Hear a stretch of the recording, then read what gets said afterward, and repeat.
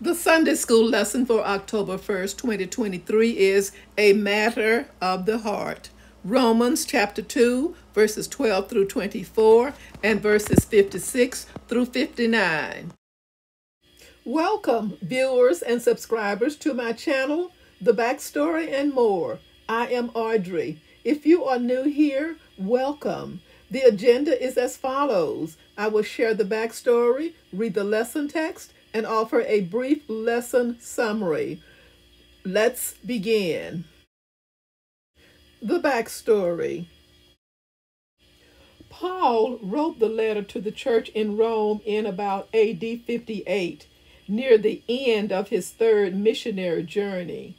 He had not visited Rome, but hoped to do so in the near future. Romans chapter 1, verse 10. Despite this lack of first-hand familiarity, Paul was quite knowledgeable about issues causing dissension in the Church of Rome. Conflict between Christians of Jewish and Gentile backgrounds was one of these issues. Now, the apostles' primary purpose was to teach those who had not received apostolic instructions about the gospel of grace. Romans' primary theme is God's righteousness, the good news that God justifies and acquits condemned sinners by grace through faith in Christ alone. The structure of Romans. Structurally, Romans present this doctrine's theological truths, chapters 1 through 11, and their practical application, chapters 12 through 16.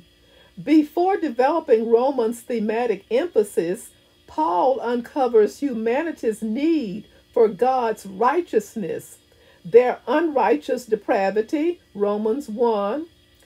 In chapter 2, he reveals that the heart's condition matters in a relationship with God, not the outward appearance of morality. Verse 12, all who sin apart from the law will also perish apart from the law, and all who sin under the law will be judged by the law. Verse 13, for it is not those who hear the law who are righteous in God's sight, but it is those who obey the law who will be declared righteous.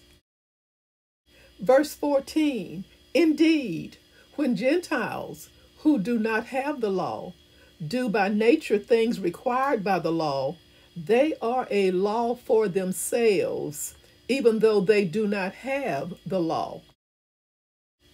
Verse 15, they show that the requirements of the law are written on their hearts, their consciences also bearing witness, and their thoughts sometimes accusing them, and at other times even defending them.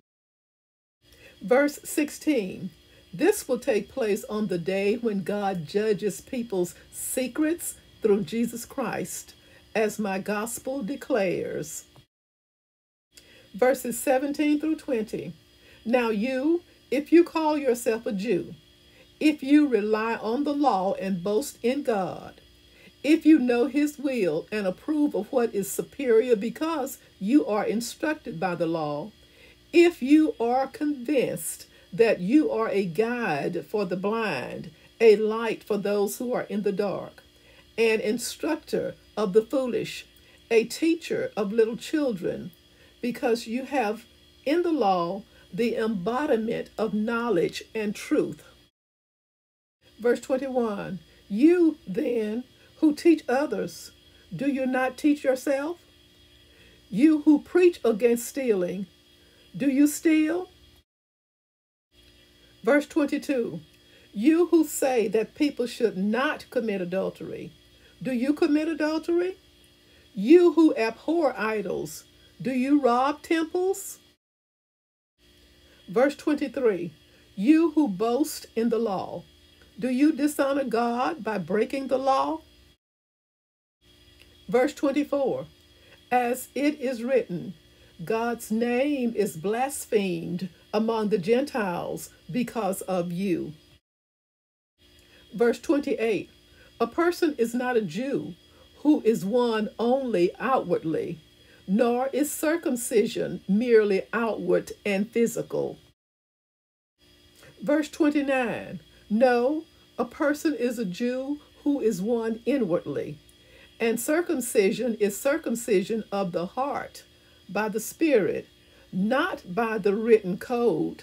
Such a person's praise is not from other people, but from God. A brief summary. The idea of the circumcised heart was powerful for Moses and Paul and must be for us today. Can we humble ourselves and leave behind our tendencies to be stiff-necked?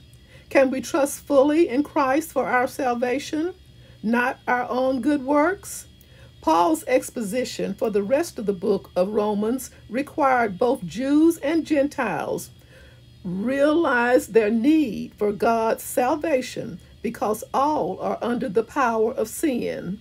Romans chapter 3, verse 9. For both groups, hope comes not from keeping the law, whether it be the law of the conscience or the law of Moses. It comes from faith in Christ.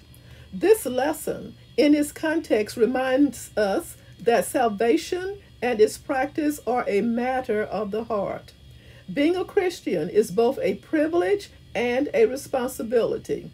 Its privilege is seen in the love of God for humanity, to condescend to call them His children. The responsibility is to live in such a way that we bring honor and glory to Him by our character and works of righteousness. The ability and motivation to discern between right and wrong depend on the heart's spiritual condition, which in turn depends on having an intimate, obedient, and personal relationship with God. Thank you so much for listening. Join me soon for the next backstory and more. Stay safe and may God bless.